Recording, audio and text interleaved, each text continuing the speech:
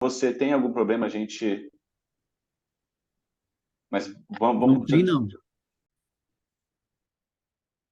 E já queria, de imediato, agradecer a presença de todos, que dirigentes sindicais, diretores da FUP. Também agradecer em especial a presença do Leandro Soido, que é da Petrobras, né? Vai fazer essa fala para a gente. Rapidamente, sim, falar um pouco rápido sobre a ideia aqui, até para ajudar o Leandro a posicioná-lo aqui nesse espaço. Essa aqui é uma atividade que a gente tem tentado fazer com a direção da FUP e os sindicatos filiados à FUP. Então, nossa intenção é sempre dialogar, conversar com os dirigentes sindicais petroleiros, né, dessas entidades. A gente está fazendo uma pesquisa junto com o ICS, o Instituto Clima e Sociedade, e a FUP e o DIESE, né? Eu sou do DIESE. A gente está fazendo uma pesquisa e a gente está tentando identificar quais são os efeitos, fazendo uma espécie de diagnóstico, avaliando um pouco os efeitos, né, do processo de transição energética, e a gente está olhando em especial as refinarias nesse projeto. Então, tem uma série de atividades que a gente vem desenvolvendo com a FUP nesse projeto, e a gente, até por fazer parte do projeto, a gente construiu essa atividade aqui, que a gente está chamando de Diálogos para a Transição Justa nas Refinarias Brasileiras, e a gente pensou 5 encontros para fazer para entrar nesse debate, entrar um pouco nessa discussão com a direção sindical. Um dos objetivos desse projeto é a gente ajudar a qualificar ou organizar as informações, ajudar os dirigentes sindicais a entender essas mudanças que virão aqui, que estão acontecendo, que podem acontecer nas refinarias, pensando aí a transição energética, e também ajudá-los caso, né, eles tenham falas públicas ou possam dialogar com a Petrobras ou com outras empresas, porque algumas refinarias brasileiras já foram privatizadas. Então, é um pouco ajudá-los nessas falas públicas, pensando a transição energética e como é que isso chega até as refinarias. Essa aqui, como falei, mais um encontro. A gente já fez 3 encontros antes desse, o quarto encontro. O primeiro encontro a gente conversou um pouco, basicamente, o início, as questões mais gerais sobre o que seria um processo de transição energética justa. Então, a gente apresentou os conceitos, conversou um pouco sobre isso. Depois, a gente fez uma conversa sobre, no segundo encontro, sobre a construção de cláusulas de acordos macro globais ou acordos coletivos que preservem ou que ajudem, né, na preservação de direitos para os trabalhadores nas refinarias, mas também na forma geral, que envolvam a transição energética. Na última, nosso último encontro, a gente fez, e aí tem muito a ver com essa sua fala, Leandro, para que virar à frente. A gente fez um diagnóstico das refinarias brasileiras. Então, todos os dados públicos que a gente conseguiu das refinarias públicas e privadas, a gente fez esse diagnóstico e também fizemos um perfil da categoria petroleira. Quem são os petroleiros que estão nas refinarias? Então, as condições de salários, gênero e por aí vai. Então, fizemos antes dessa sua fala, fizemos uma preparação, né, com as questões gerais das refinarias para a gente chegar a essa conversa de hoje. E a gente tem essa conversa hoje, que vai tentar olhar aí a nossa pedido de ajuda dessa conversa com você, é, entender e conversar um pouco sobre a visão que a Petrobras tem em relação à transição energética nas refinarias, né, o que a empresa já vem fazendo e o que a empresa pretende fazer. E a gente vai te provocar também, né, como a gente conversou, de pensar nisso, nessa transição, mas pensando na questão tecnológica, mas também no emprego. Como é que isso vai impactar? O nosso objetivo é como é que isso impacta a vida dos trabalhadores. Quem está nas refinarias, ou os novos empregos que virão nas refinarias, o que vai acontecer, né? Então, essa é a nossa conversa de hoje. E aí, no final, já faço aqui também uma chamada. No final do mês, a gente vai fazer mais um encontro, o último, que vai fazer um pouco, vai olhar um pouco para esse processo de transição nas refinarias fora do Brasil, né? Contexto internacional, e como é que, de certa maneira, como é que o movimento sindical pode participar dessas discussões internacionais, né? Como a COP ou outros encontros internacionais que discutem a transição energética. Bem, esse é o nosso objetivo aqui hoje.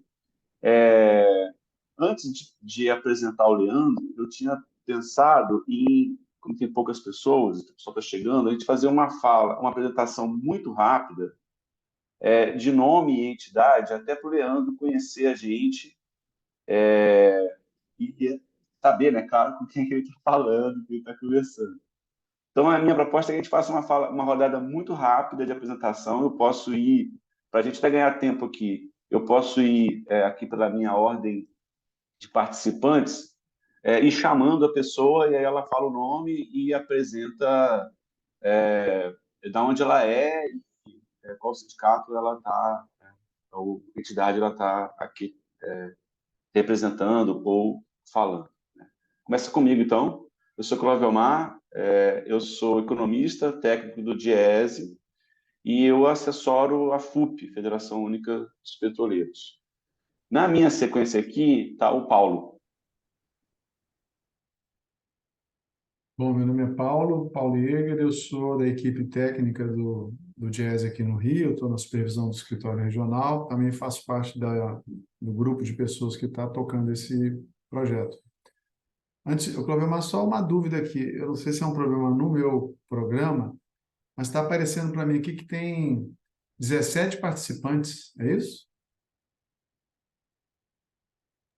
Isso, e agora vão ter 18. Vai tendo mais Ah, uma tá, pessoa não, agora. desculpa. Desculpa, eu só estou enxergando 4 ou 5 aqui, não estou... Ó, uma dica, tem em cima uma opção visualizar. E aí acho que vocês podem escolher Ah, o formato da ah, visualização. E aí, mas mas tudo bem, vai lá, vai lá. tá, chegando mais uma pessoa. Então, pela minha ordem aqui, Paulo, depois Caran. Bom, boa tarde, eu sou Nelson Caran, sou economista do Diese, tenho trabalhado aí junto com a equipe, boa parte que está aqui, essa temática de trabalho e meio ambiente no Diese. E como você pôde ver no início, torcedor do Furacão da Baixada. Boa. Renata. Oi, gente, boa tarde. Sou Renata, sou técnica do Diese, sou economista e socióloga, falo aqui do Vale do Paraíba e também estou envolvida nas questões aí relacionadas a trabalho e meio ambiente. Valeu, Renata. Pessoal que está chegando, a gente está fazendo uma rodada rápida de apresentação para o Leandro conhecer a gente. Então, Alex, de Perto, Paraná, por favor.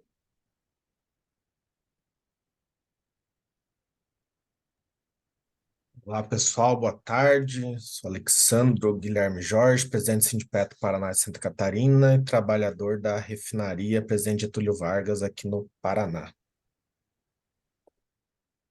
Valeu, Alex. Takashi, Carlos Takashi.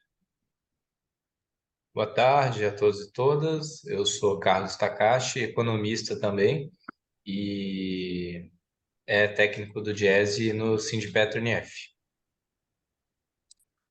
Valeu, Takashi. Na minha ordem, Diego, Liberalino. Acho que o Diego tem uma novidade para a gente, né, Diego? Boa tarde a todos, Os todas. caras Sou Diego conseguirem. Liberalino, sou diretor da FUP do Sindicato Pernambuco Paraíba. Eu acho que eu vou ver uma novidade não sei se está referido. A gente passou por processo eleitoral aqui, né? Terça, quarta e ontem, uma participação expressiva dos filiados, e aí chapa única, importância, a participação em massa dos filiados, e a chapa da FUP aí foi reeleita para os próximos 4 anos, em Pernambuco, Paraíba. Valeu, companheirada. Conseguiram enganar o Sinésio. Era isso, Diego. O Valeu, Rogério obrigado. conseguiu Era isso. Vai, enganar o Marquinhos. Sinésio. Você então, Marquinhos, vai lá. Vamos lá, companheiros e companheiras, boa tarde, sou Marcos Ribeiro, sou técnico de operação da Petrobras e atualmente estou como coordenador geral do Sindipetro Amazonas. Valeu, Marquinhos. Felipe, Sindicato Minas. Pessoal, boa tarde. Felipe, Sindicato Minas, sou operador aqui da Termoelétrica de Birité, aqui pertinho da refinaria Gabriel Passo, que é a Regata do Betim. Um abraço a todos. Valeu, moço. Fernando Amorim. Fala pessoal, boa tarde. Pedir desculpas aí pela câmera fechada, estou numa situação aqui que não dá para abrir, mas eu sou do Diese também, sou economista, faço parte aqui do projeto. Prazer aí para quem eu não conhecia ainda. Valeu, Fernando. Fernando Lisa.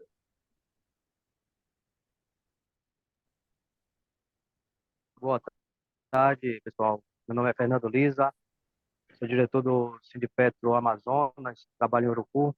Estou em trânsito para ir para lá para o Amazonas e estou aí para contribuir com vocês. Valeu, Fernando. João Felchac. Boa tarde a todos e todas. João Felchac, diretor de base do Sindipetro Paraná Santa Catarina, liberado hoje da SIX, ainda tem um pedaço lá até dia 1º de janeiro, e diretor da FUP na Secretaria de Saúde, Meio Ambiente e Segurança. Valeu, João. Leandro não, João Henrique. Assunção. Boa tarde, pessoal. Sou o João Henrique, sou operador aqui na refinaria Gabriel Passos, diretor no Sindipetro MG e diretor na FUP também. Valeu, outro moço. Luan. Boa tarde, pessoal. Eu sou Luan, sou economista, técnico do Diese aqui no escritório do Rio e também faço parte da equipe que está tocando o projeto. Luan. Nalva.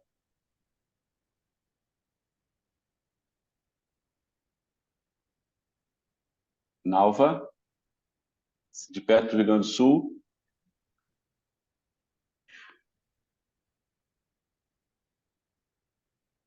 A gente não está te ouvindo, Nalva. Vou passar aqui então para o... Ah, tá. Ué, tá desativado? Não. Tá, enquanto a gente vai resolvendo aqui com a Nalva, Nelson Zene Júnior. Boa tarde a todos, me chamo Nelson, me conhece por Zene, aqui da Repar, Paraná. Sou diretor de base do Sindipetro Paraná e Santa Catarina e presidente do CEP Araucária aqui no Paraná. Prazer aí a todos. Valeu. Pedro. Pessoal, boa tarde, eu sou o Pedro Augusto, sou técnico de operação aqui na refinaria de Capoava. Atualmente sou diretor do Sindipetro Unificado de São Paulo e também da FUP. Valeu, Pedro. Depois a gente conversa em outro assunto que está preocupando a gente, mas para depois.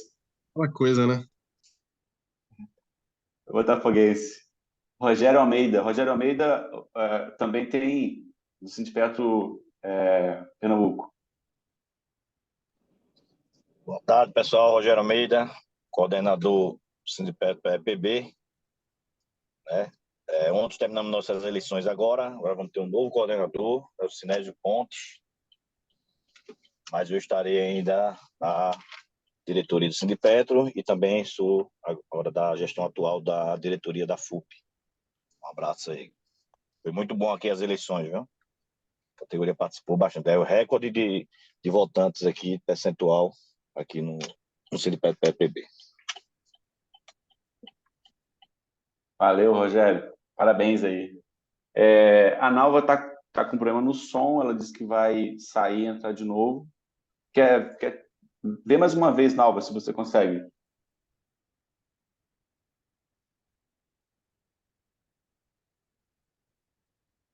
Não está conseguindo. Ela vai entrar e sair de novo e depois a gente vai, quando ela voltar, a gente segue, né, nessa apresentação. Então, sem mais delongas, vou passar aqui para o nosso convidado, Ô, o Clovelmar, Leandro. eu acho que a Amanda tinha entrado, não sei se ela está aí ainda, Amanda do ICA. Não está mais, cara. Ela entrou, eu vi ela entrando. Mas não está mais aqui na minha lista. Passou aqui. Mas se ela voltar, a gente também abre esse espaço para ela se apresentar depois. A Nalva voltou. Vamos ver se ela consegue.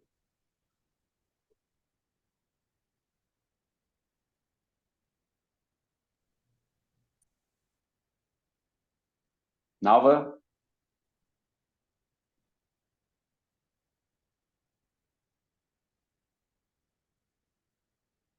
Para mim nem aparece o som dela. Vamos seguindo aqui e aí depois a gente abre.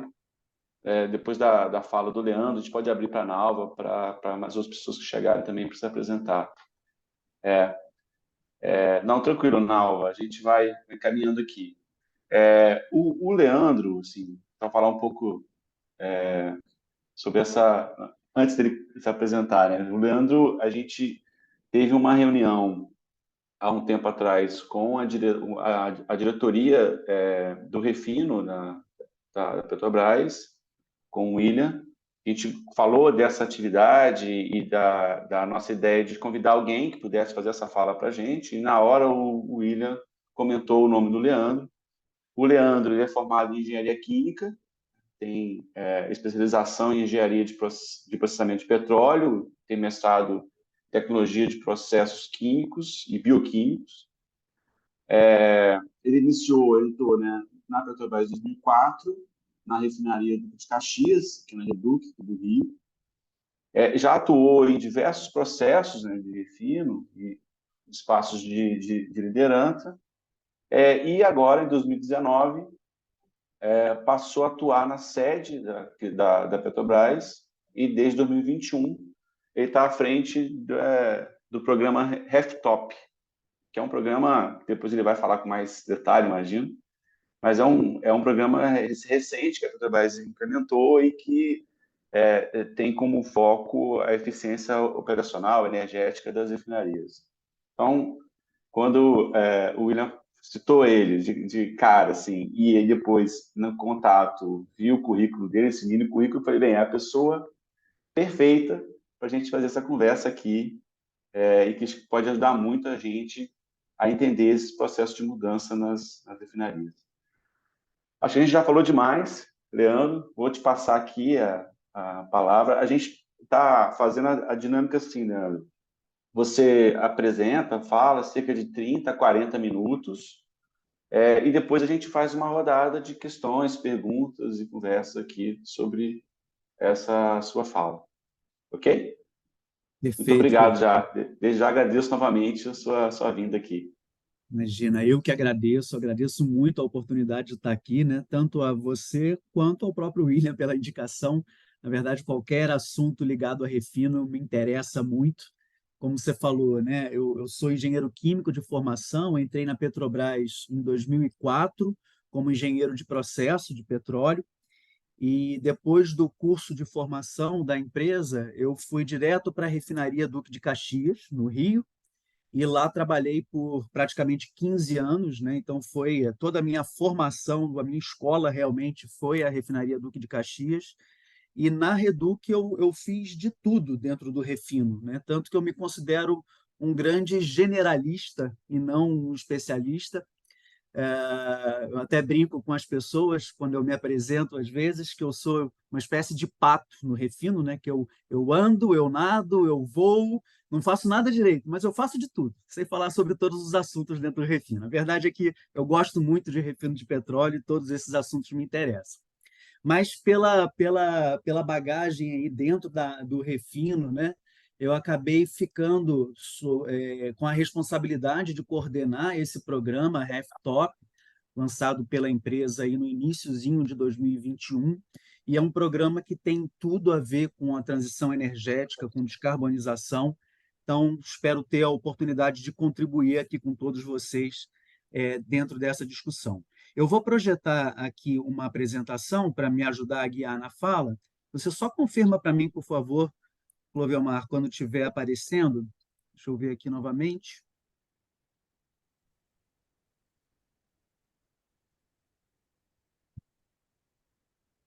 Sim, tá ótimo. Tá Está ótimo. aparecendo? Tá ótimo. Ótimo. Bom, então, pessoal, vamos conversar um pouquinho hoje, né, dar continuidade nesse tema da transição energética, como que isso está relacionado com o refino no mundo e na Petrobras e no Brasil.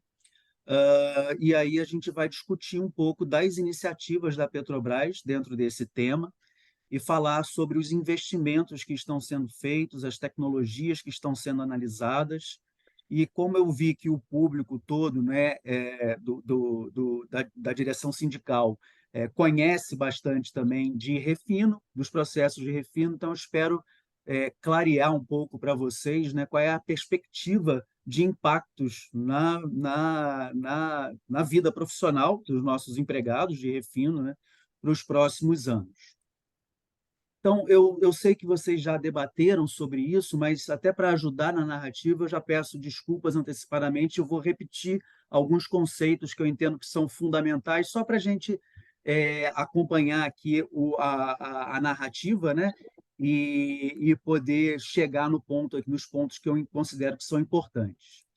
Então, para a gente falar sobre esses conceitos, deixa eu só para a gente falar desses conceitos, eu trouxe aqui uma figura que representa a matriz energética mundial.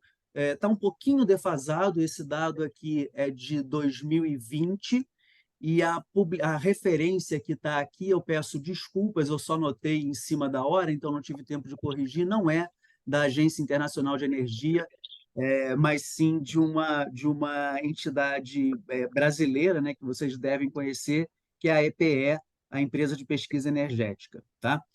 Então, essa matriz, o que ela mostra? Ela mostra percentualmente qual é a distribuição no mundo dos combustíveis que são queimados ou aplicados para gerar toda a demanda de energia no mundo. E quando a gente olha para essa matriz, fica claro o tamanho, né, e a relevância da participação dos combustíveis fósseis. Se a gente olhar aqui, né, na matriz, em azul, vermelho e verde, que são, respectivamente, o carvão, o petróleo e o gás natural, eles já respondem por mais de 3/4 dessa matriz mundial. E onde que estão os combustíveis renováveis, né? Onde que está a parte da matéria-prima que pode ser sustentada, que seja sustentável para manter essa demanda energética no mundo? Bom, hoje ela é representada apenas por essa parte da biomassa, da energia hidráulica, e dentro daquela faixinha amarela pequenininha ali de outros, estão incluídos alguns processos como eólica, solar e outros mais alternativos, que na soma representam cerca de 15% da matriz mundial. Então, hoje, se a gente considerar o dia de hoje, a gente tem em torno de 15% de combustíveis renováveis ou de uma matriz renovável em termos de energia no mundo como um todo. E do que trata a transição energética? Transição energética e descarbonização são temas, são conceitos relacionados, eu diria até complementares, porém distintos.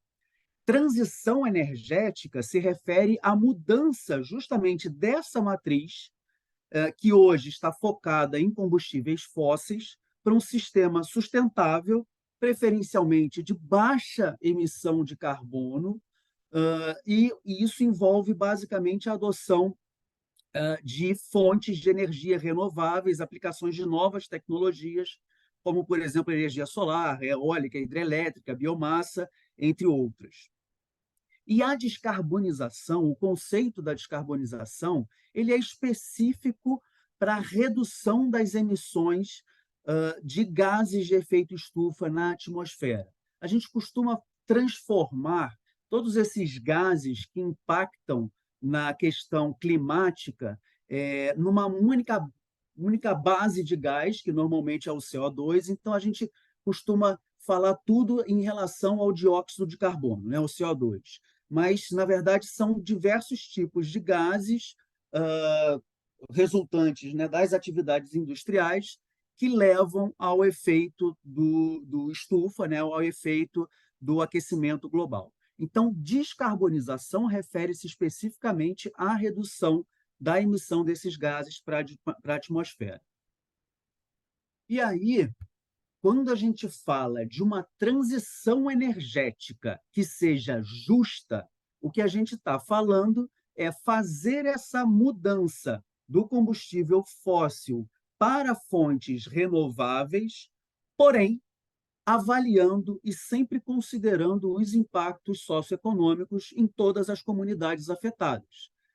Então, aqui tem até algum exemplo, né? A gente tem que ter políticas, programas que garantam a manutenção, por exemplo, dos nossos empregados atualmente alocados, né, em toda a cadeia de produção de energia a partir de fósseis. A gente tem que ter uma geração de novas oportunidades para comunidades que hoje não estão incluídas nessa cadeia e que poderiam ter uma participação econômica importante. Então, isso é a transição energética justa. Agora, quando a gente fala desses conceitos, é muito natural que as pessoas imaginem que, então, o petróleo ele vai sumir, né, da matriz energética em breve.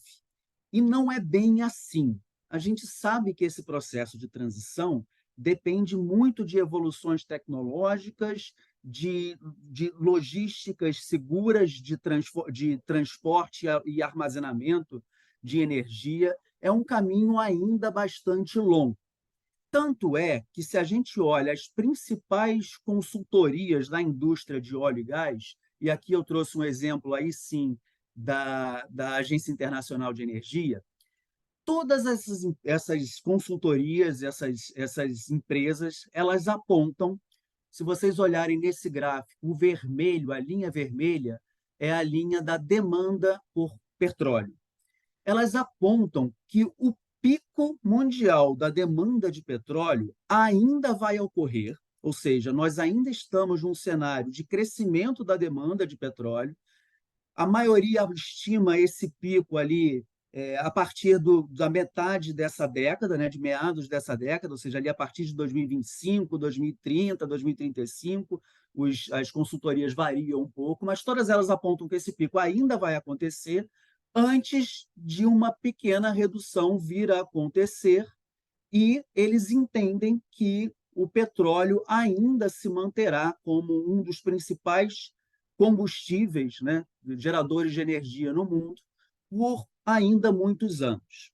Então, sempre que a gente falar de mudança de matriz, a gente está falando de uma mudança gradual, e realmente o fim do uso do petróleo e do gás ele não está no horizonte aqui da nossa geração. A gente, na verdade, está preparando o terreno para as próximas gerações. Estamos desenvolvendo tecnologia para as próximas gerações. E isso é importante que a gente entenda, porque quando a gente olha a carteira de investimentos da Petrobras no refino, ainda temos muito investimento ligados à cadeia produtiva do petróleo, óbvio. Até porque, como eu estou falando aqui, né, e repetindo, ainda há muito a se desenvolver, o que implica dinheiro, a gente precisa ter recursos econômicos para desenvolver combustíveis renováveis, desenvolver combustíveis de baixa intensidade de carbono e que possam fazer essa transição de forma justa. Então, o ciclo do petróleo ele vai continuar ainda por um bom punhado de anos. Então, seguindo nessa lógica, tem mais um conceito que eu acredito que vocês já tenham explorado, mas só para repetir, né, é que é muito comum no mundo corporativo a gente categorizar a emissão de gases de efeito estufa em 3 categorias distintas que normalmente são referidas como escopos 1, 2 e 3. O escopo 1 são as emissões diretas de cada empresa. Essa categorização é uma forma de auxiliar as empresas a segregar e desenvolver tecnologias para reduzir, para mitigar os impactos em cada escopo. Então, o escopo 1 é tudo aquilo que, vamos falar da Petrobras, a Petrobras, nas suas operações, emite diretamente de gases de efeito estufa. O escopo 2 vem das emissões indiretas geradas pela Petrobras a partir dos seus fornecedores, principalmente os fornecedores de energia para o processo produtivo. E o escopo 3 vem das emissões decorrentes do uso dos produtos comercializados ou serviços comercializados pela Petrobras. Então, esses conceitos são importantes para a gente entender todas as tecnologias que estão sendo desenvolvidas para a descarbonização e a transição energética. E aí, só para dar uma carinha aqui, né, do que é o refino da Petrobras, aqui eu acredito que todos conheçam muito bem, mas a Petrobras Refino é uma das maiores operadoras de refino no mundo. Essa tabela que está aqui no canto superior esquerdo, né, é uma tabela, a fonte dela que é a Platts, é uma outra consultoria dentro da indústria de óleo e gás. Esses dados são de 2022, então são do ano passado, e aqui a capacidade instalada por operador. Então, a gente está aqui logo abaixo da Pemex mexicana, né, com 1.813.000 barris dia de capacidade de processamento de petróleo, o que representa mais ou menos 2% da capacidade mundial instalada, né? A capacidade de refino hoje instalada é de aproximadamente 100 milhões de barris por dia. A Petrobras tem 1.800.000. E as 10 refinarias que hoje estão na nossa carteira, que são operadas diretamente pela Petrobras, e mais uma refinaria pequena, a primeira do país, inclusive, que é a refinaria rio-grandense, que eu coloquei aqui porque lá na frente eu quero também destacar, né, um acontecimento recente aí que está ligado a essas tecnologias desenvolvidas pela Petrobras para a transição energética. Então, hoje são essas as refinarias que nós temos, né? Nós tivemos aí recentemente, em 2020, o desinvestimento da refinaria Landulfo Alves, na Bahia, e no ano de 21 ou 22, agora me confundi, perdão, a refinaria Isaac Sabah, em Manaus. Então, essa é a cara do refino, e aqui tem um perfil de produção. Vocês veem que os principais produtos comercializados, né, e são os mais importantes em termos de volume, são a gasolina e o diesel, mas a gente comercializa mais de 100 derivados, né, de petróleo. Então, assim, é uma ampla muito grande, né, a maior parte insumos para a indústria petroquímica, que não são assim muito de conhecimento do público em geral. Então, essa é a cara da Petrobras, o refino da Petrobras. E quando a gente trata de um plano de transição energética, um plano de descarbonização, que no caso da Petrobras a gente chamou, né, convencionou chamar de programa Carbono Neutro, é importante também destacar que qualquer empresa no mundo que tenha esse tipo de programa, ele está dividido em diversas dimensões, né, diferentes dimensões, diferentes formas, meios para os quais a gente consegue reduzir a nossa intensidade de emissões de carbono. O primeiro deles é o mais óbvio e com um retorno econômico mais imediato, que é trabalhar na eficiência. Ou seja, se hoje eu gasto X metros cúbicos de gás, né? Eu queimo X metros cúbicos de gás para produzir 1 litro, ou para refinar 1 litro de petróleo, eu quero agora refinar esse mesmo litro com X menos alguma coisa. Ou seja, eu quero sempre aumentar minha eficiência. E por que que essa eficiência, que a gente chamou aqui de excelência operacional, e é a base do RefTop, que o Clovelmar já citou, por que que ela é sempre o primeiro degrau de qualquer plano de descarbonização? Porque não faz sentido a gente trabalhar em tecnologias distintas, que normalmente são também mais caras, a gente trabalhar em recuperação ou captura de carbono, se com o hardware, né, com as instalações, os ativos que nós temos hoje, a gente consegue, através de ações operacionais ou de baixo investimento, trabalhar de forma mais eficiente. Então, se vocês conversarem com qualquer empresa, de qualquer área, de qualquer setor, que tenha um plano master, né, de descarbonização, todas vão iniciar esse plano pela eficiência das suas operações. E aí, depois, sim, tem a parte de novas tecnologias, o trabalho na cadeia de suprimentos, para trabalhar aqui também com o escopo 2, a menor produtos, né, com uma menor pegada de carbono, uma menor intensidade de carbono. Aí a gente já está falando da transição energética, do biorefino, por exemplo, e, por fim, porque só essas atividades, né, não fecham o ciclo do carbono zero, né, do net zero, que o pessoal chama, a gente também precisa trabalhar em tecnologias de captura e armazenamento desse CO2, que espera-se no futuro pode até ser o próprio CO2 utilizado para a geração de energia. E a Petrobras ela estabeleceu de forma voluntária, logo depois do Acordo de Paris, né, de redução da sua intensidade de emissões de gases de efeito estufa decorrentes das operações, dentro do refino, de até 36 em 2025 e até 30 em 2030. Depois eu vou falar um pouquinho mais sobre esses números, o que eles significam. Mas então vamos olhar a carteira de investimentos da Petrobras. Como eu disse, o negócio petróleo ainda tem um grande papel na transição energética, que é justamente o de financiar a transição energética, e ainda tem muitos anos de vida pela frente.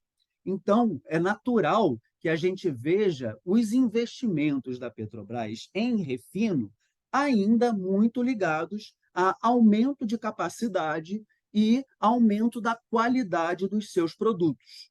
Até porque hoje a Petrobras não tem capacidade instalada para atender o mercado brasileiro. Hoje, vocês sabem, o mercado brasileiro ele é atendido parcialmente por importadores. Então, a gente tem espaço, tem oportunidades para crescer no refino. E é isso que vem acontecendo nos últimos anos, né? Se vocês olharem dados que são públicos do investimento em refino na Petrobras nos últimos planos estratégicos, ele vem sempre subindo de 20 até 22, ele subiu mais de 20%, e o próximo ciclo do plano estratégico está previsto para ser comunicado ao mercado no final deste mês, deve seguir nessa mesma tendência.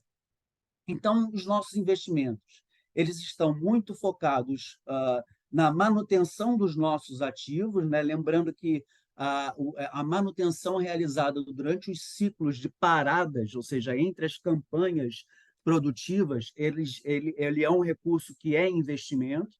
Então, boa parte desse CAPEX total aqui, que está perto dos 5 bilhões de dólares, ele é de paradas, são 2 bilhões em paradas. Nós temos 2 grandes projetos ligados a aumento de capacidade, que são o GasLub, antigo Comperge, que passou por uma revisão do conceito, né, da instalação, e hoje está em construção com foco em ter uma planta de gás e uma planta de geração de lubrificantes de grupo 2, é uma tecnologia para a produção de óleos básicos lubrificantes mais avançada, que gera produtos de maior qualidade do que o que a gente tem instalado hoje, tanto na refinaria Duque de Caxias quanto na Lubnor, além de uma planta de refino que vai também gerar uma quantidade de diesel, que acho que é o principal produto, né, e o principal produto, inclusive, importado no Brasil, muito grande. A gente tem também focado na expansão de capacidade e no aumento da produção de diesel o segundo trem de produção da RNEST. A gente chama de trem uma sequência de processos de refinação independente, né, que gera produtos no final da cadeia. Então, hoje, a RNEST, ela opera, né, quando iniciou o processo de construção dela, o segundo trem, ele iniciou a ser construído, mas depois foi parado. Então, ela hoje opera com metade do que seria a sua capacidade de projeto, e a Petrobras se comprometeu no último plano estratégico a concluir e já retomou as obras de conclusão do Trem 2. A gente também tem investimentos na qualidade de produtos, aqui principalmente em novas unidades de tratamento de diesel na Replan, e tem um termo que a gente usa muito, que é o revamp. Eu sei que o pessoal da FUP conhece, não sei se o pessoal do DIEESE conhece, mas revamp significa revision and ampliation, né? uma expansão, né? Um desengargalamento, um aumento da capacidade produtiva da unidade. Então, são revamps previstas nas unidades de hidrotratamento das refinarias de Duque de Caxias e na Revap. A da Reduc, inclusive, já partiu, foi em metade desse ano, e o da Revap está previsto para partir em 2025. E temos também um investimento aqui de menor monta, também num revamp, mas numa unidade de coqueamento na refinaria de Paulínia, a Replan, para ampliar a capacidade do coque, que também vai levar a maior geração de diesel. Então, esses são os principais investimentos da Petrobras em refino ligados ao aumento de capacidade. Agora, onde que estão, então, os investimentos ligados à transição energética e descarbonização? São 3 grandes programas que a gente tem hoje dentro do refino ligados a esses temas.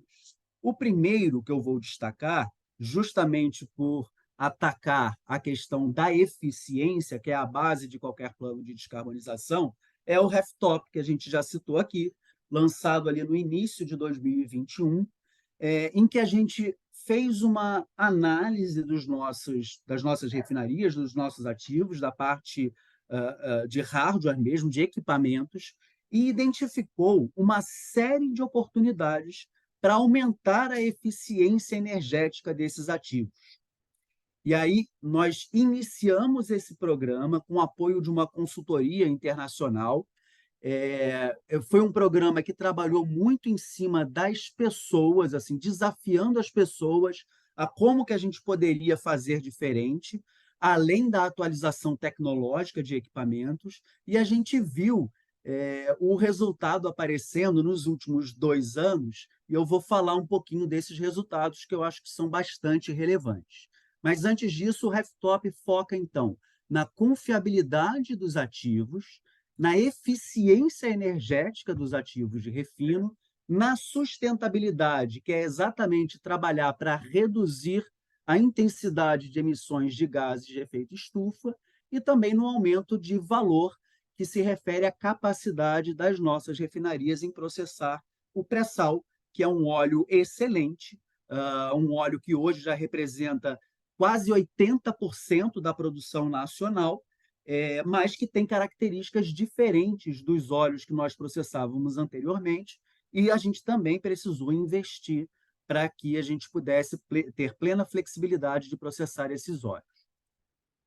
E aí, falando um pouquinho de resultados, aqui eu destaco novamente, né, cada uma das metas do programa, e destaco também uma mudança muito significativa que foi feita este ano, quando a gente teve a troca de direção na empresa, porque na gestão anterior, na visão anterior, a Petrobras ela cresceria focada nos ativos de refino do Sudeste. Eu sempre que eu estou falando de Petrobras, eu peço perdão, eu estou me referindo aqui ao refino da Petrobras.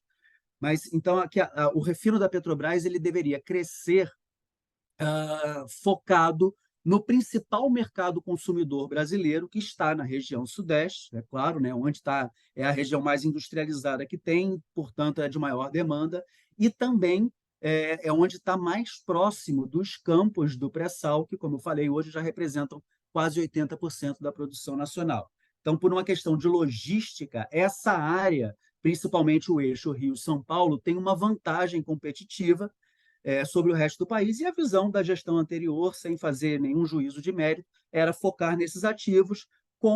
Em 2023, a gente apresentou ao mercado novas diretrizes para a composição do plano estratégico, e ali já ficou claro o fim do desinvestimento no refino, e a gente, então, ampliou esse programa para todo o parque de refino. Então, a gente sai das refinarias do Sudeste para todo o parque de refino da Petrobras. E mesmo olhando todo o parque de refino, como eu disse, o programa foi muito pautado em ações operacionais, ou seja, sem recursos de investimento. Então, a gente acabou fazendo esse programa para todas. E olha como a gente conseguiu reduzir. É esse número apenas aqui que eu queria chamar a atenção. Esse número ele é o vulgo indicador de intensidade energética, ou IE. O que importa é que ele representa o consumo de energia da refinaria dividido por um padrão internacional.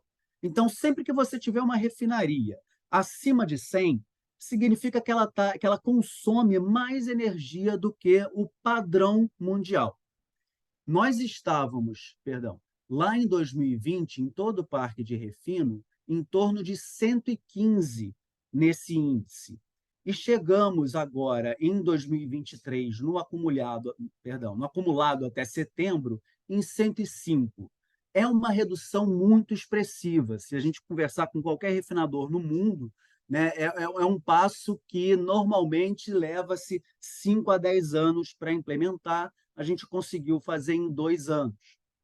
E a meta que nós temos é chegar até 89 nesse indicador. E por que 89? Da onde que surgiu esse número?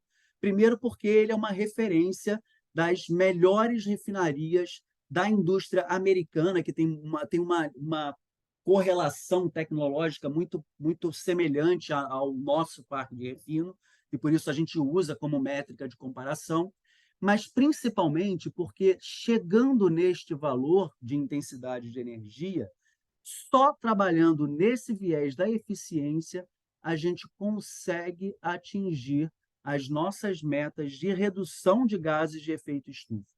Então, você vê que a gente tem muito a ganhar ainda ligado no lado da eficiência operacional, sem mexer significativamente com os nossos ativos, apenas com pequenos projetos, pequenas alterações. E que alterações são essas? Deixa eu só pular aqui para mostrar para vocês o tipo de mudanças que a gente vai estar implementando nas nossas refinarias, pelo menos nesse horizonte até 2030. Basicamente, são esses 6 grandes tipos de projeto que nós temos. Eu não trouxe toda a lista de projetos, porque, como são projetos pequenos, é uma lista muito grande. Mas eles estão inseridos em algum desses tipos. Ou eles estão ligados à eficiência da combustão dos nossos equipamentos que geram calor, ou estão ligados à eficiência da geração e distribuição de energia na refinaria, eficiência de máquinas rotativas, compressores, principalmente, bombas de alta potência, né, e que estavam defasadas, então, tecnologicamente, então nós estamos atualizando esses equipamentos, eletrificação de muitos equipamentos, otimização e integração energética entre processos.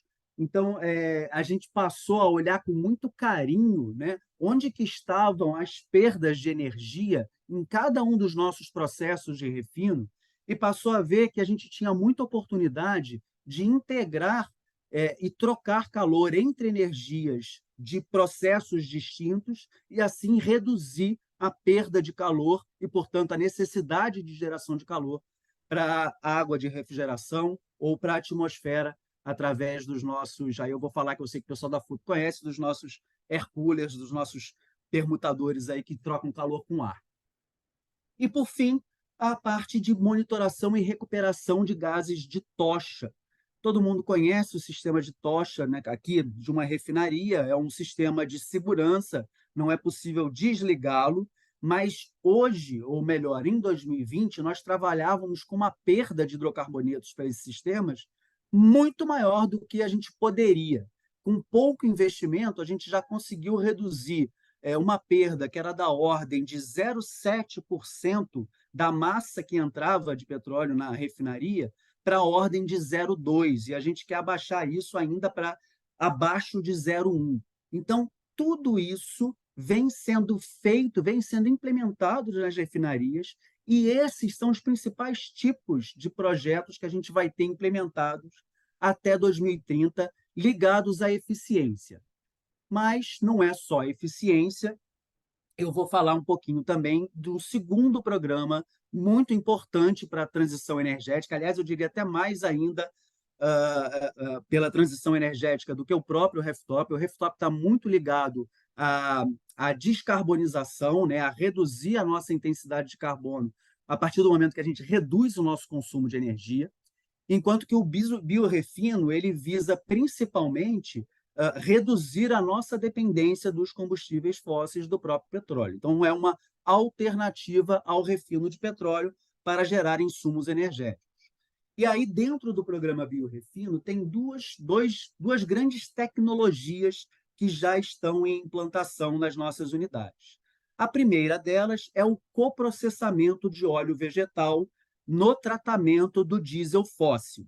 Diesel fóssil, né, ele passa por uma série de processos dentro da refinaria. O último processo dentro da refinaria é esse que a gente chama de hidrotratamento, é um polimento final para remover alguns contaminantes, principalmente o enxofre, mas existe um processo em que você adiciona óleo vegetal nessa corrente de diesel fóssil e hidrotrata ele junto. Esse processo é chamado de coprocessamento, é muito difundido e já existente em muitas plantas ao redor do mundo, e nós já temos instalados plantas de coprocessamento na refinaria do Paraná, na RPBC de Araucária, na RPBC em Cubatão, e temos a previsão de implantação até o final desse ano, também na refinaria de Paulínia e na refinaria Duque de Caxias. Somando, essas 4 refinarias teriam a capacidade de produzir até 60 mil barris dia de diesel,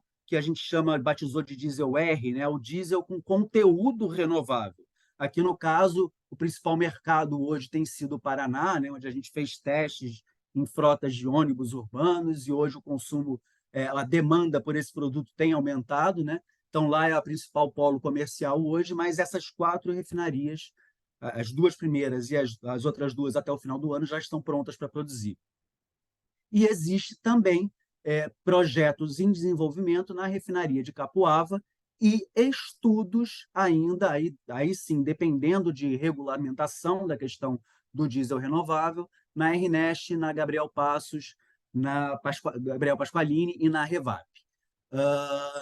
E outra tecnologia que existe é a chamada tecnologia EFA, né, que é hidrotratamento de ésteres e ácidos fáticos,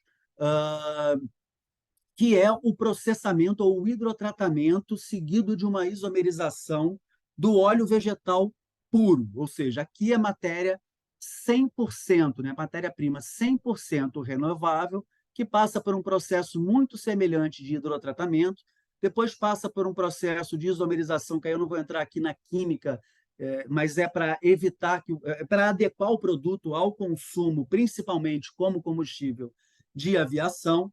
Esse processo ele é capaz de gerar combustível de aviação 100% renovável, diesel renovável, nafta, insumo para a petroquímica também renovável, mas o foco da Petrobras tem sido nesse mercado do combustível de aviação.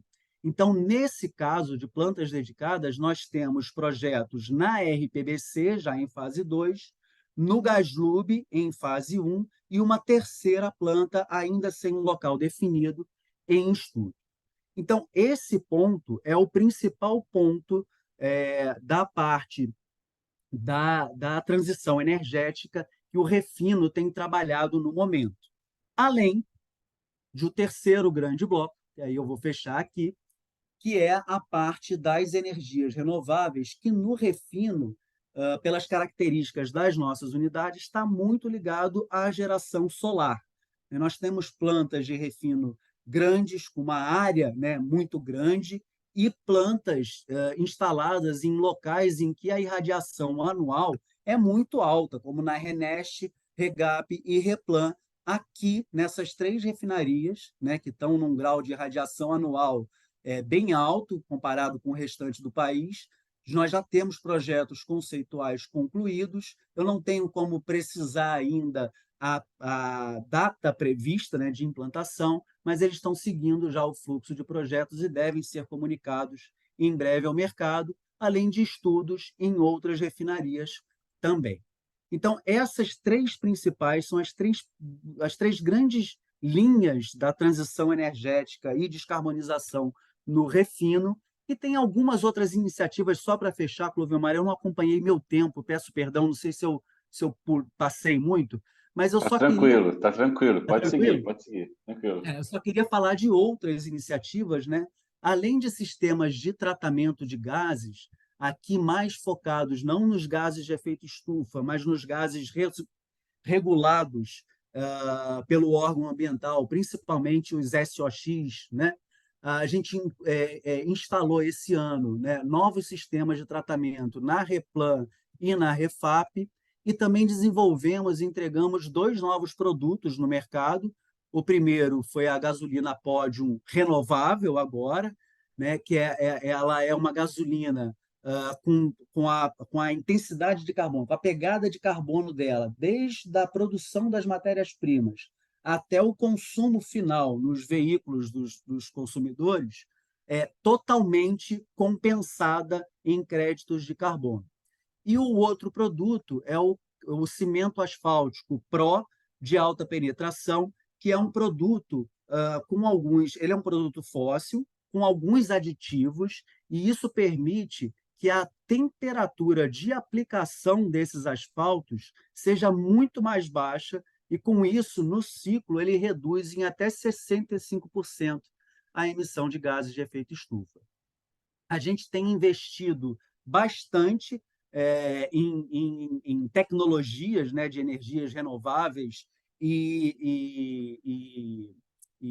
outras tecnologias de transição energética. No ano passado e esse ano foram $100 milhões dedicados por ano para essa atividade. Nos próximos 5 anos, a gente está prevendo $150 milhões ao ano de investimentos, além de termos uma parceria com esse grupo Mubadala, que foi o grupo que comprou a refinaria da Bahia, um acordo, né, para avaliar um novo projeto de biorrefino, ou seja, seria mais uma planta de biorrefino na Bahia, além de um acordo para testar uma tecnologia própria na refinaria rio-grandense, que eu comentei lá no início, né, e que aí eu vou usar para fechar a fala. Eu não vou nem falar, eu vou mostrar uma matériazinha na rede local lá do Sul, que foi ao ar. Ela é curtinha, tem menos de 3 minutos, só para falar do que foi esse teste, que também está inserido dentro do programa Biorrefino, mas eu deixei ele aqui para o final para passar para vocês. Só confirma para mim, por favor, Clovelmar, se o som está saindo, tá? Se não estiver saindo, você me avisa. Tá. A refinaria de petróleo Rio Grande transforma pela primeira vez soja em combustível. Com essa tecnologia inédita, a Petrobras pretende implantar a primeira biorrefinaria do Brasil e produzir combustível a partir de matéria-prima 100% renovável. Foi em Rio Grande que o refino de petróleo começou no Brasil, em 1937. 85 anos depois, a mesma refinaria segue operando, mas a matéria-prima agora é outra. No lugar do óleo, 2.000 toneladas de soja foram processadas. O teste teve duração de 5 dias e nós tivemos êxito na produção de gás combustível, GLP, nafta com alto teor de bioaromáticos e óleo bunker, renovável, para uso marítimo. Todos os produtos, naturalmente, integralmente renováveis. Foi o primeiro teste feito em uma unidade de refino industrial. Antes, a tecnologia havia sido testada em laboratórios do Centro de Pesquisas da Petrobras. Em maio, a empresa assinou um acordo com a refinaria rio-grandense para desenvolver o estudo, já que é acionista da unidade gaúcha. Um segundo teste está previsto para junho do ano que vem. Nele, a ideia será produzir gasolina, diesel e propeno, um combustível usado em processos industriais, também a partir de matéria-prima 100% renovável. Mas o resultado da primeira experiência na refinaria trouxe otimismo para transformar a unidade em Rio Grande na primeira biorrefinaria do Brasil. Então, nós teremos na RPR, nos próximos anos, uma refinaria totalmente verde, produzindo derivados através de matéria-prima totalmente vegetal e, com uma pegada de descarbonização muito grande, reduzindo enormemente a pegada de carbono da refinaria, e dentro desse projeto amplo de transição energética, onde a Petrobras está inserida, querendo ser líder, buscando, então, colocar o nosso refino em patamar internacional, também no que se refere à transição energética e à nossa economia verde. O investimento da Petrobras é de 45 milhões de reais. Já a refinaria rio-grandense estima em 3 bilhões e meio de reais o valor para ampliar a unidade nos próximos 5 anos. E o refino, ele vem com uma conexão muito forte com transição energética, essa preocupação que todos nós temos com o planeta e pela necessidade que se tem de ter soluções alinhadas com descarbonização. Então, hoje, a gente tem uma refinaria que trabalha com produtos fósseis, derivados do petróleo. Passarão a trabalhar com produtos renováveis. Então, esse é o nosso grande objetivo, atender a demanda da sociedade por produtos que contribuam com a descarbonização. É isso, pessoal. Então, eu fico à disposição aí para perguntas, para troca de ideias, enfim. Opa! Estou à disposição aí de vocês. Deixa eu tirar o Petrobras daqui, fechar a minha... Pronto. Muito bom, Leandro. Muito bom mesmo. Assim. Impressionante o volume de informações que acho que você traz para a gente. E acho que, assim, a gente, de novo, acertou.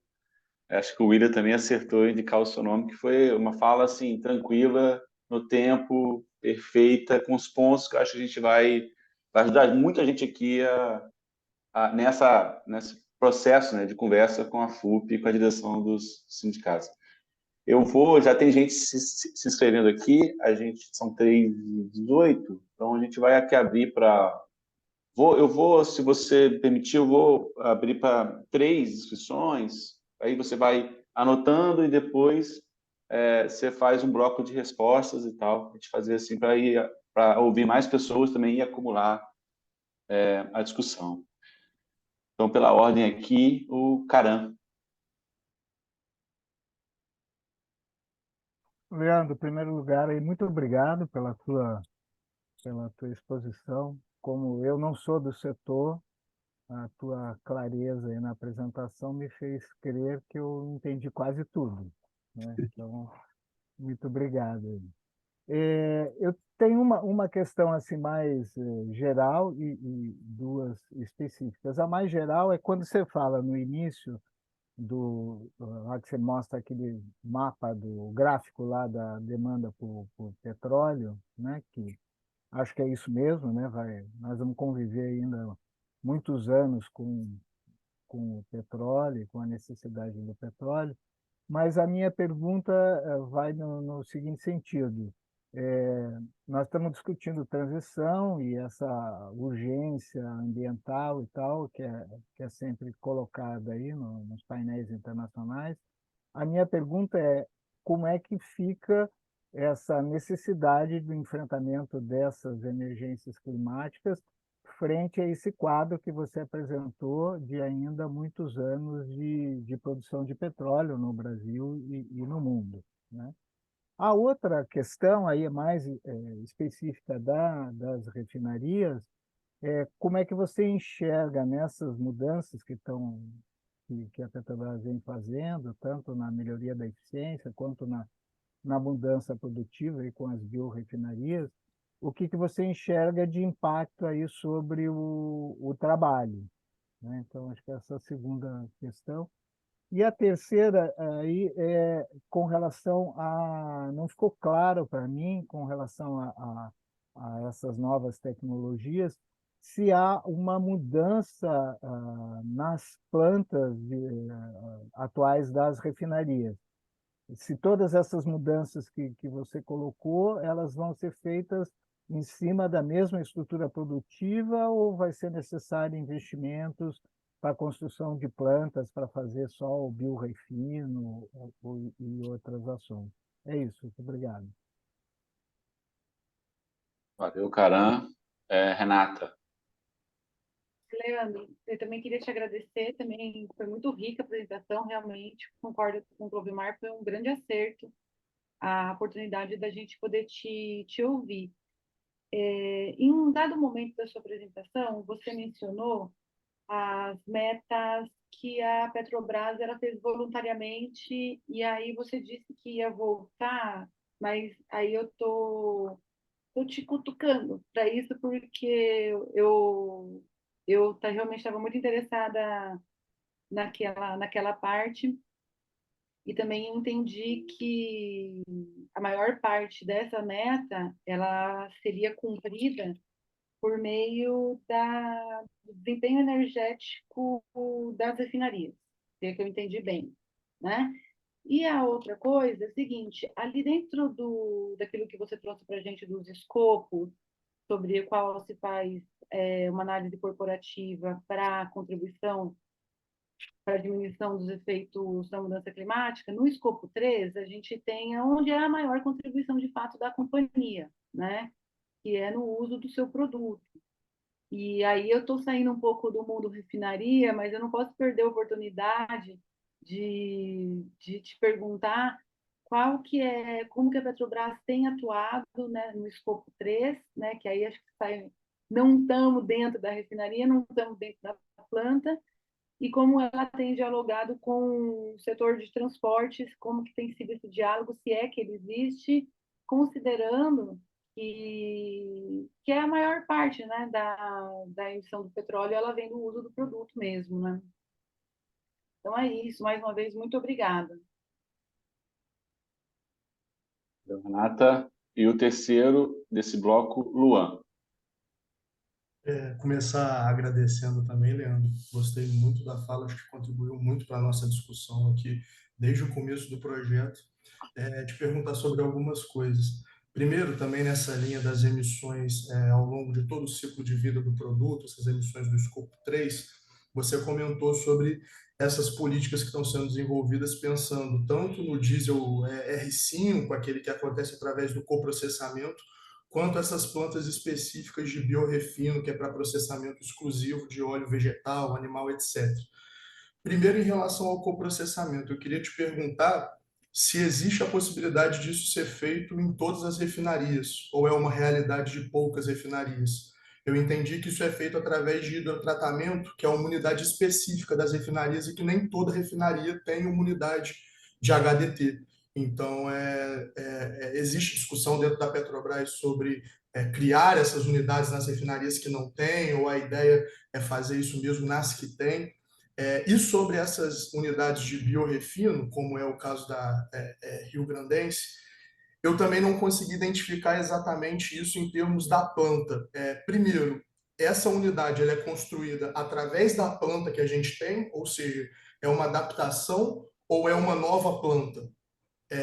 E na prática, essa nova planta, qual é a diferença em termos dos trabalhadores mesmo, do dia a dia deles ali do trabalho? É algo completamente diferente ou é algo que vai mais ou menos na mesma linha? Ou seja, o trabalhador lá da Rio Grandense que trabalha hoje na refinaria, que não é uma biorefinaria, quando ela tiver essa mudança, ele vai poder continuar operando ou vai ser necessário um outro trabalhador ou uma capacitação? essas duas perguntas. E aí, por último, sobre os investimentos da Petrobras, a gente, nesse contexto das nossas discussões, na última oficina, a gente inclusive trouxe um dado que é de um estudo que saiu na revista The Innovation, que compara 20 grandes empresas do refino a nível internacional e identifica que dessas 20, a Petrobras seria a 18ª em intensidade de emissões de gases do efeito estufa.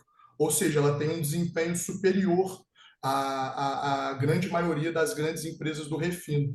A Petrobras poderia pensar nisso a médio e longo prazo como uma vantagem competitiva a nível de mercado mesmo, ou seja, a Petrobras poderia pensar talvez em não apenas garantir o abastecimento nacional, mas também competir no mercado internacional, pensando que cada vez mais o mundo vai estar buscando os combustíveis com menor intensidade de carbono, etc. Acho que é isso. Obrigado.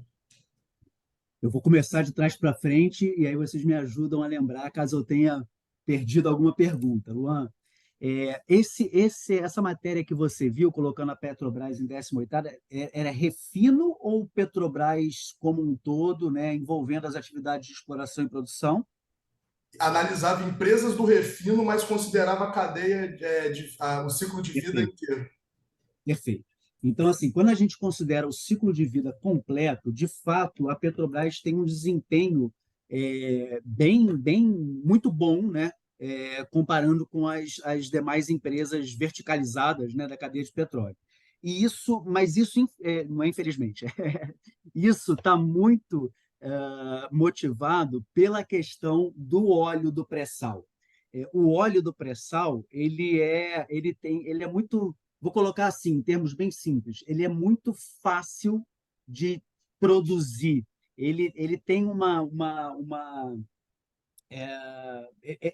o volume que a gente tem, as condições que a gente tem para produzir esse óleo, não é para explorar, para produzir esse óleo, são muito favoráveis. E isso faz com que, na cadeia produtiva como um todo, a intensidade de carbono das atividades da Petrobras seja baixa comparado com as principais empresas verticalizadas. Tá?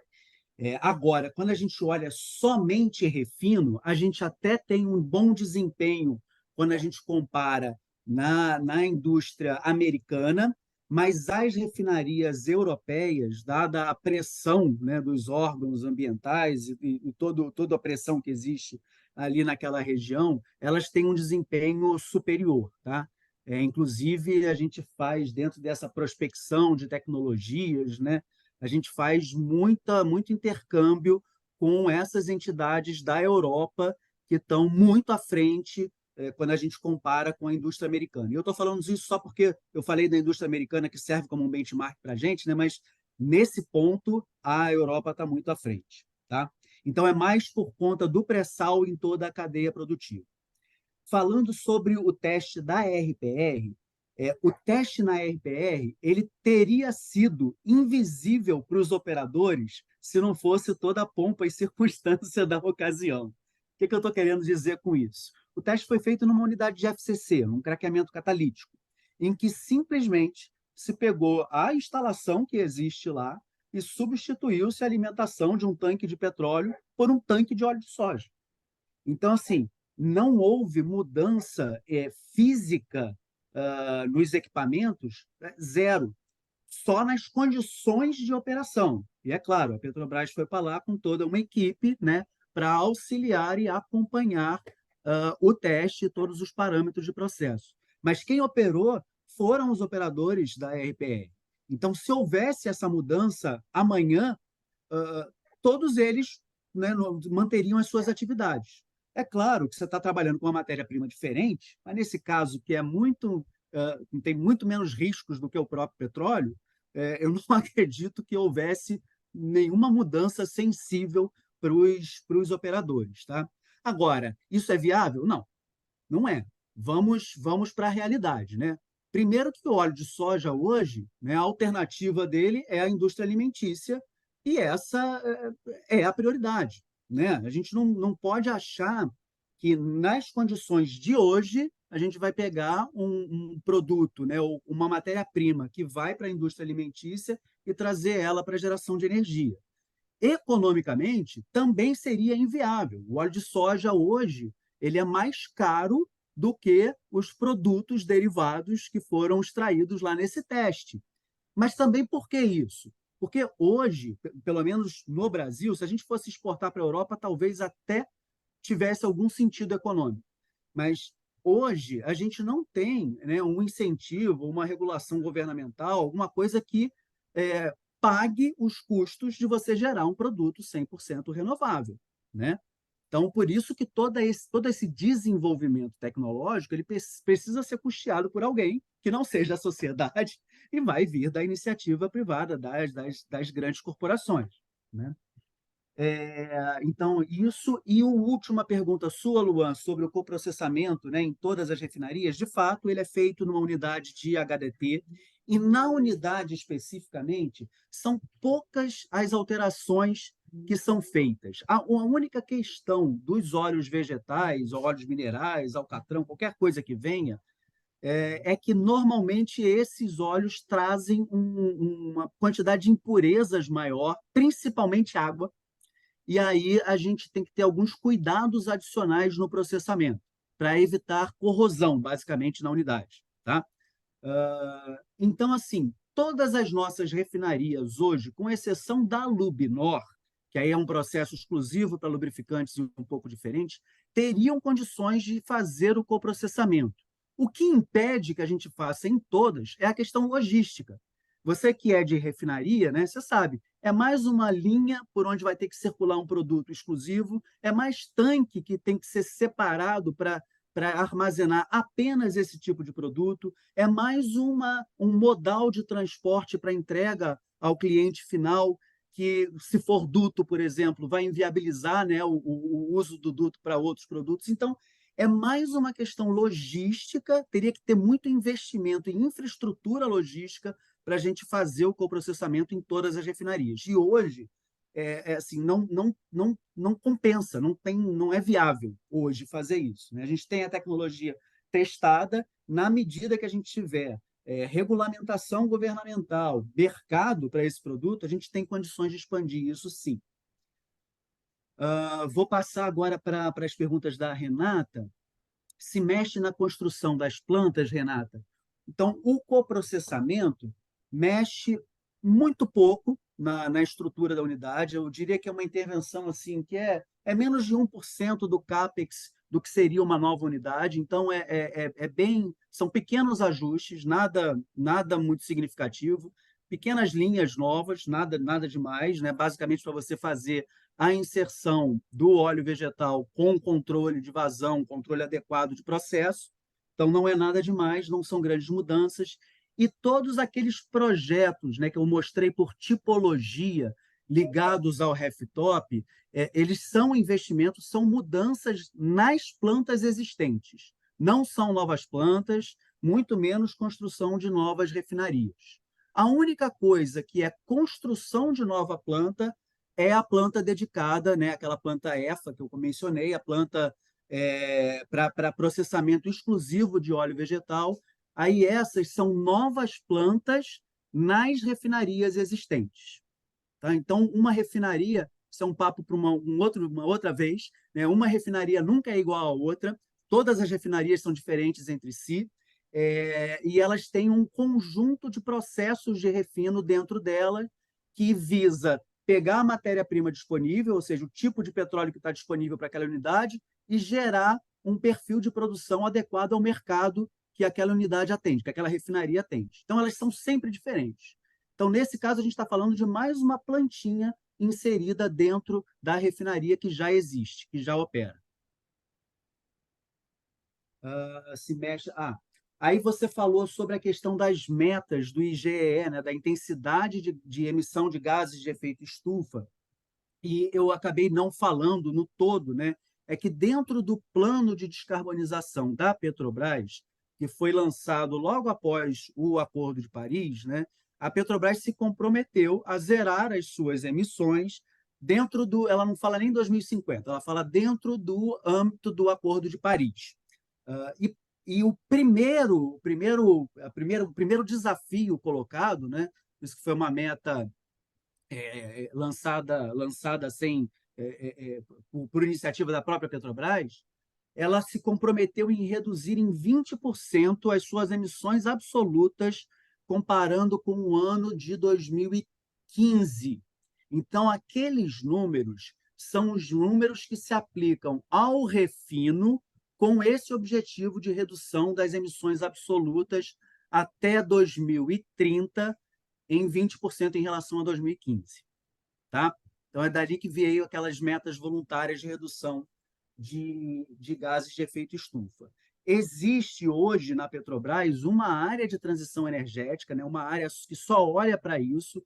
Dentro dela, a gente tem uma área de clima que está acompanhando os movimentos no mundo em relação a essas reduções, e a gente deve ter uma revisão dessas metas, sempre pensando no net zero dentro do âmbito do Acordo de Paris, dentro do horizonte do que seria o Acordo de Paris. Agora, quando a gente vê as consultorias que existem mundo afora, eu mostrei aqui um cenário, né, de redução da demanda principalmente de carvão, e o óleo se mantendo ali quase que estável.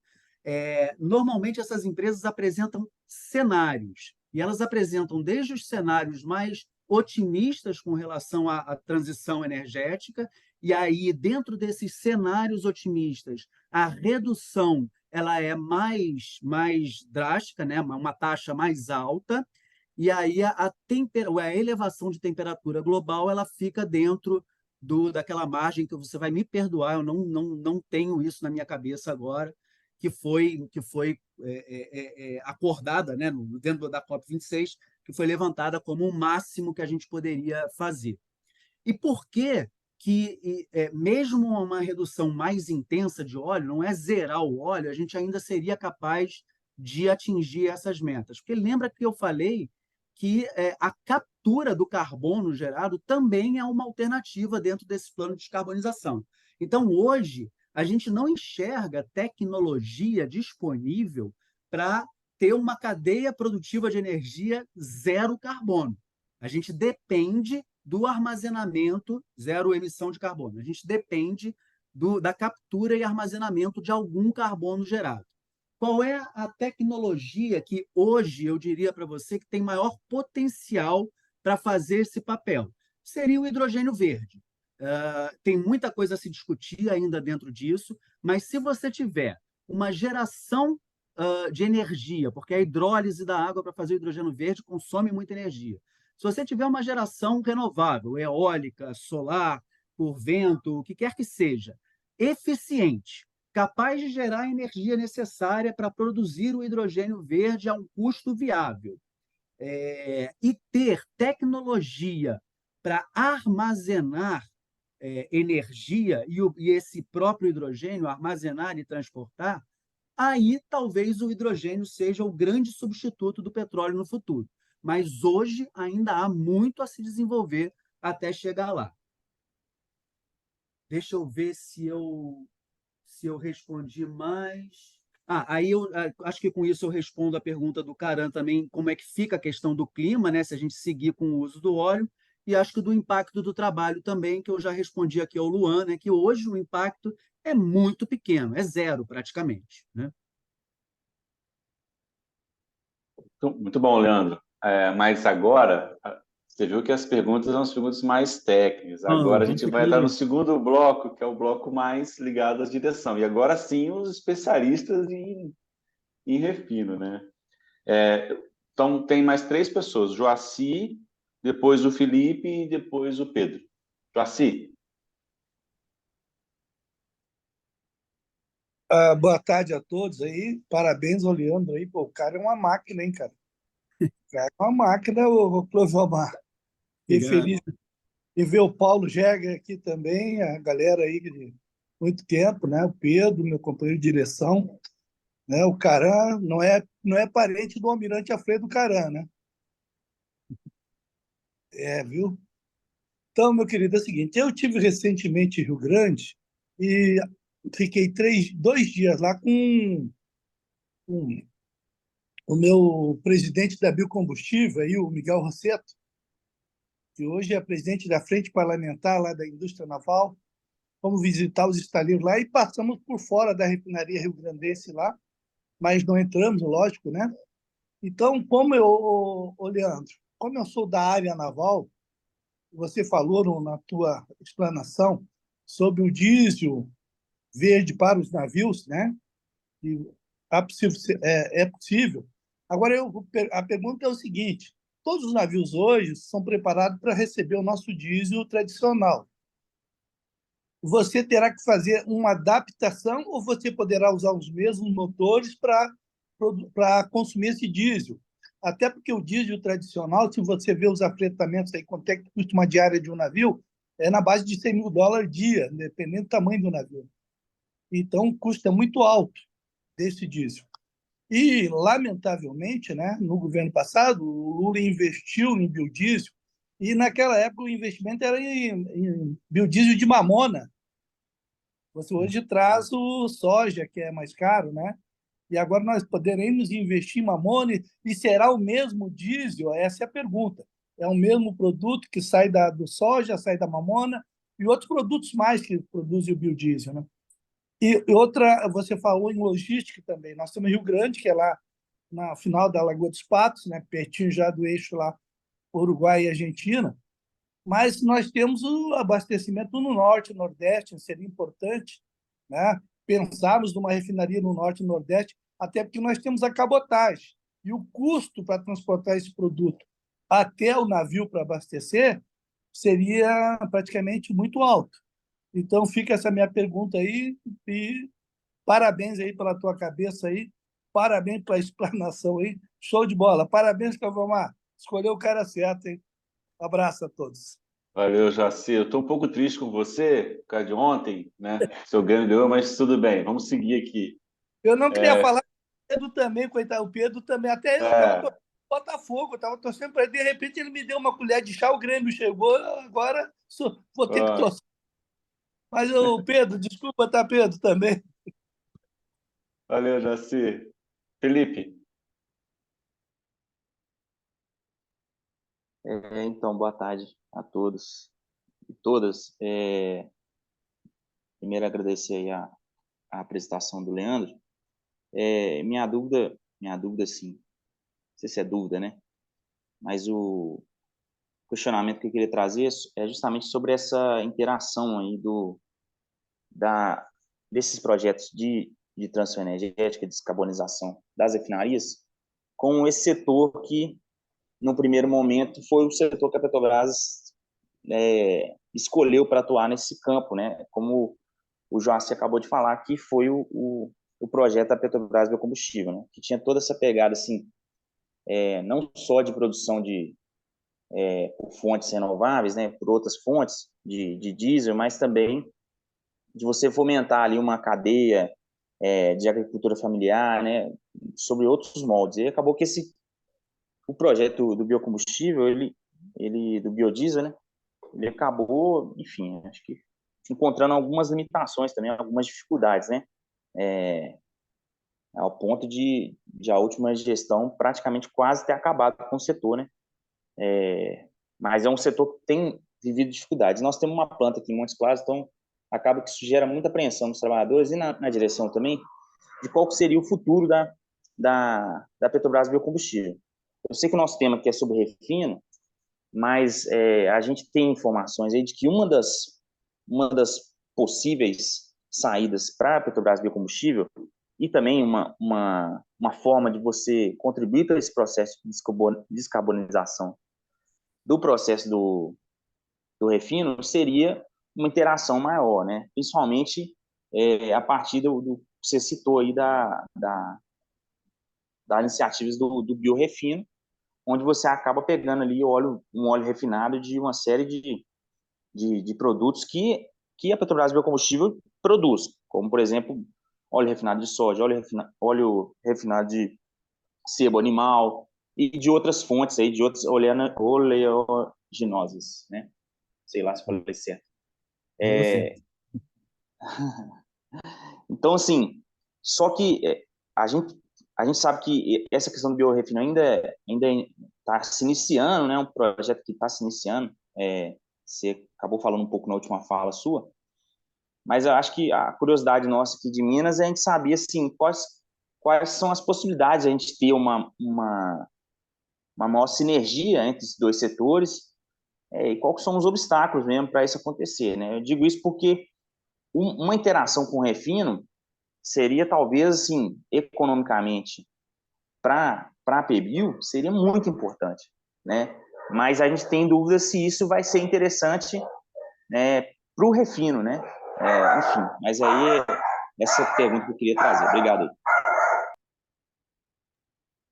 Valeu, Felipe. Boa questão. Felipe trouxe um ponto interessante, essa relação entre as usinas de biodiesel e as refinarias. Boa questão. Pedro. Bom, primeiro agradecer aí também a exposição do Leandro, né? Agradecer aí pela nitidez, né? E pela abertura ao debate, né? Então, primeiro, assim, vamos evitar falar sobre ontem, né? Vamos olhar daqui para frente, né? Que o futuro promete coisas melhores, dias melhores. Somos líderes ainda, né? Então vamos lá, aproveitar enquanto dá. Um jogo a menos. Com um jogo a menos, exatamente. Mas vamos lá, gente. Primeiro, falar de uma parte aí, né? Esse processo de implementação, né, da redução das emissões energéticas das refinarias, né, eu cheguei a acompanhar na RECAP, né? Eu ainda estava, hoje eu estou liberado para atividade sindical, mas até agosto eu estava na refinaria, né? Então, até dialogando um pouco com o que coloca a Renata, um pouco da resposta do Leandro, né? Eu acho que dá para dizer que existe impacto do ponto de vista de uma mudança de procedimentos e de cultura de trabalho, eu acho, né? Então, por exemplo, a partir da implementação, né, desse novo olhar, né, em relação ao índice energético das refinarias, né, eu diria que houve uma mudança grande de padrões em vários aspectos. Seja procedimentos de liberação, seja procedimentos, sei lá, de purga de um equipamento, a quantidade de vapor que você usa, a tolerância maior ou menor a uma perda de condensado, de vapor, né?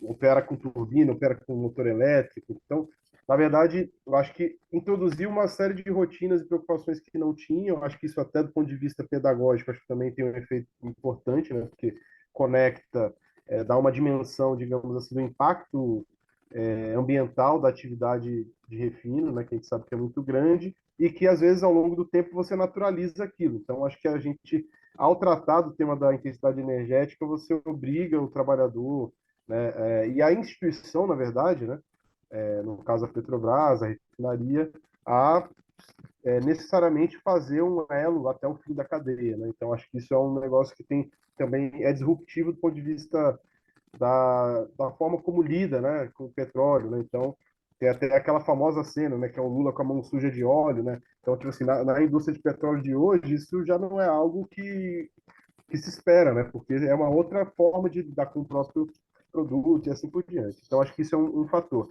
Então, acho que tem um impacto que é possível ser um impacto, inclusive, positivo do ponto de vista organizacional, né? Se bem implementado, se bem treinado, acho que é todo um processo, né? E eu acho que dá para aproveitar também do ponto de vista educativo, né?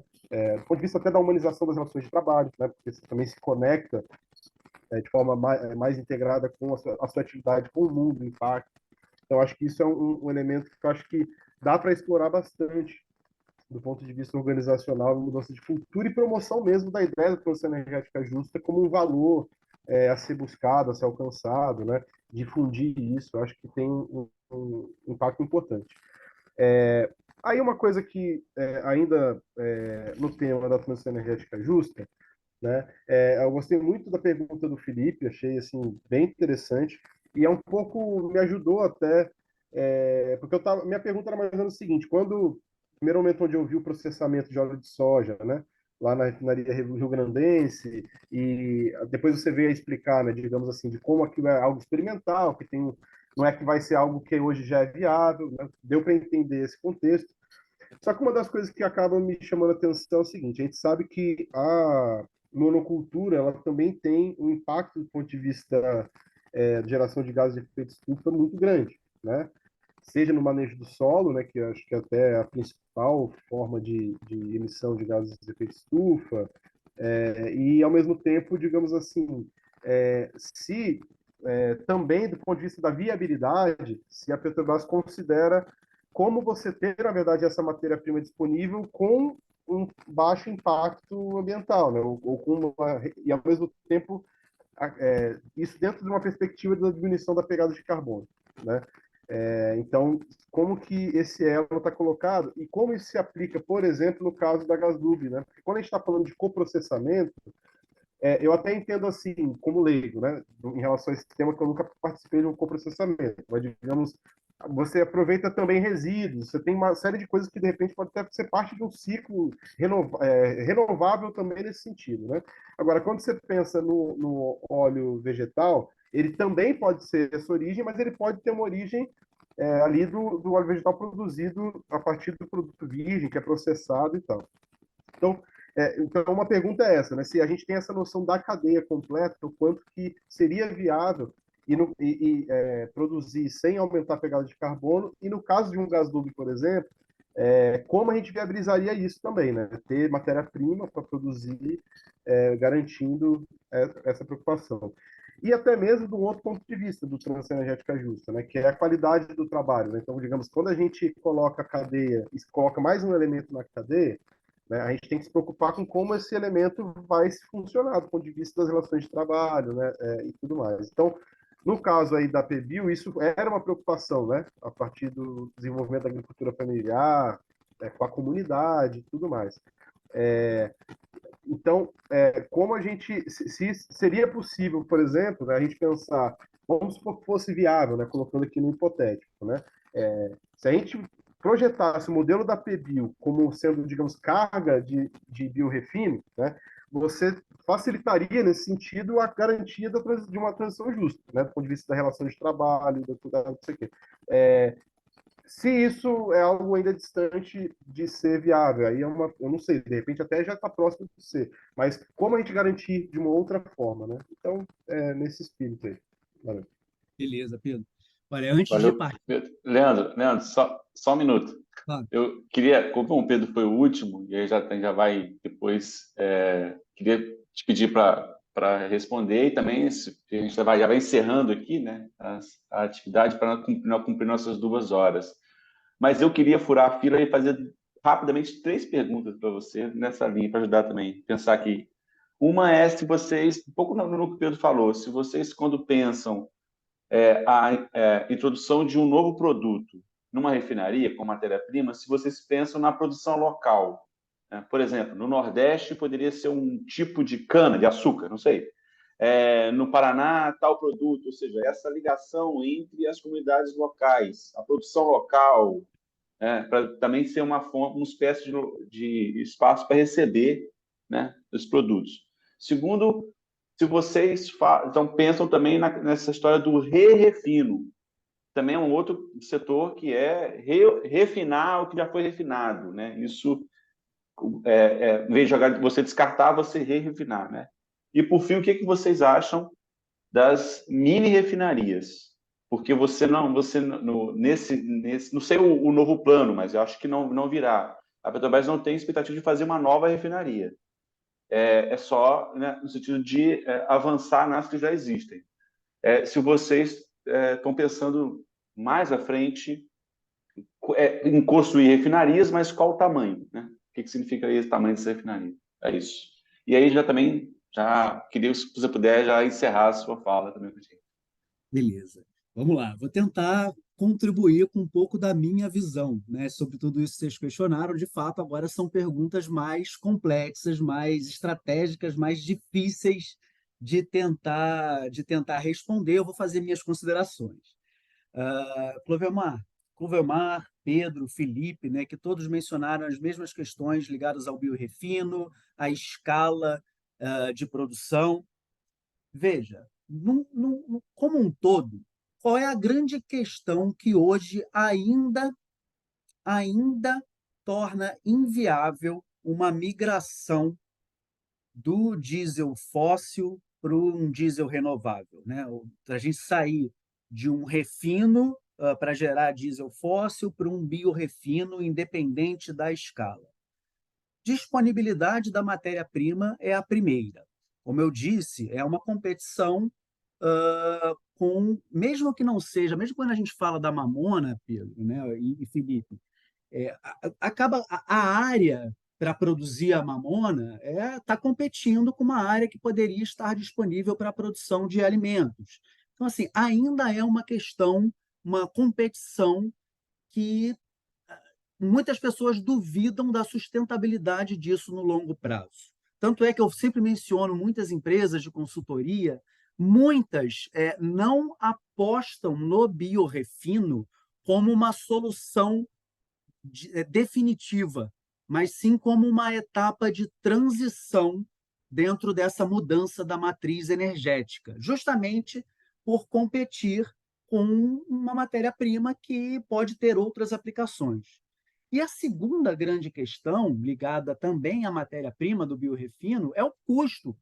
Em geral, essa produção da matéria da massa orgânica, né? Seja ela através de uma cultura familiar pequena, né, localizada, comunitária, seja ela em grande escala, em geral, o custo dessa matéria-prima é mais alto do que o produto final. Não, hoje, economicamente, não é viável. Por que a gente está, então, né, apostando nisso? Porque acredita-se que com incentivos governamentais, com regulação, né, com a questão da obrigatoriedade, isso a gente vai ser obrigado a fazer, a gente vai precisar ter essa disponibilidade. A gente tem hoje um nicho de mercado para esse tipo de produtos, mas são basicamente empresas que também estão fazendo um pouco a sua imagem em cima do consumo desses produtos. Então, hoje é tudo muito em cima de potencial, de promessas, não promessas, né, mas tem um risco grande ainda envolvido. Qual é a grande diferença da PBio, né, para o que está sendo feito hoje nas refinarias, vou chamar grandes da Petrobras? Aí é só a questão de escala. É muito mais fácil todo investimento em logística e distribuição, você levar essa matéria-prima e coprocessar nas refinarias em uma grande escala e depois distribuir, do que pequenas usinas, pequenas refinarias. Então, assim, normalmente, economicamente, é muito difícil você fazer esse trabalho de pulverizar as unidades de produção. O mais simples, e eu acho que né, essa é a grande questão da PBio, né, por que não avançou, é muito caro. O produto final sai muito caro. Então, é muito difícil hoje você sustentar esse investimento, porque ele realmente é muito difícil de se pagar. Era um projeto que eu acreditei, viu? Acho que foi o Felipe, né, que comentou bastante sobre ele. Comprei lá ações, mas realmente não foi para frente. Talvez ele tivesse um pouco à frente do seu tempo ainda, né? Mas, enfim, essa é a grande questão ligada ao biorefino.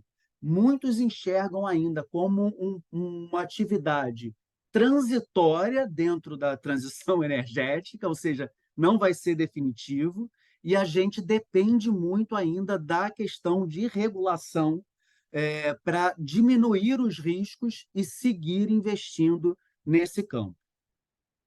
E isso, gente, é o pouco que eu posso falar aí como representante aqui corporativo, né, falando pela Petrobras, mas realmente a minha opinião e é a grande questão que tá pegando hoje. Sobre a questão do Joacir, né, sobre a qualidade do óleo, do diesel fóssil e do óleo vegetal, lá no início, viu, Joacir, do coprocessamento, porque não é a primeira, a gente não começou isso há 2 anos atrás, né? Se você lembrar, não sei quem lembra aqui, a gente chegou a fazer um teste na própria refinaria Duque de Caxias, há alguns anos atrás. Então, lá no início ainda havia uma questãozinha ligada à qualidade, em que o produto final ele tinha uma degradação mais rápida do que o diesel fóssil. mas isso hoje não existe, tá? A tecnologia hoje ela superou esse ponto. Então, o biodiesel hoje, o combustível renovável, o combustível oriundo do óleo vegetal, ele é idêntico ao combustível fóssil, sem diferença alguma. Se você tiver um caminhão, um trator ou um jipinho a diesel aí, você não vai sentir a menor diferença rodando com um combustível ou com outro, mesmo que você armazene esse combustível por muito tempo. E sobre biorefino no Nordeste, só para concluir, que também foi a pergunta do Joacir, né? Eu falei que a empresa hoje tem um acordo assinado com o grupo Mubadala, e está em estudo, sim, viu? Estudo. Uma nova biorefinaria, aí seria uma greenfield, que a gente chama, né? Ou seja, a partir do zero, uma nova unidade de biorefino. Só que essa unidade, para realmente ir para frente, depende de todas essas questões de regulação que eu comentei. E por que a parceria com a Mubadala, né? Porque o investimento é muito grande. Então, assim, a Petrobras hoje ela está buscando parceiros lá fora, né, que tenham interesse em dividir esse risco e o investimento necessário, né? Então, a gente já teve experiências no passado e tem até hoje com empresas chinesas, principalmente, né? Eu diria que são as principais parceiras hoje. Esse grupo ele é uma novidade para a gente, né? Praticamente a Petrobras veio a conhecer quando o grupo se interessou pela compra da Relan, e hoje tá fluindo esses estudos, né?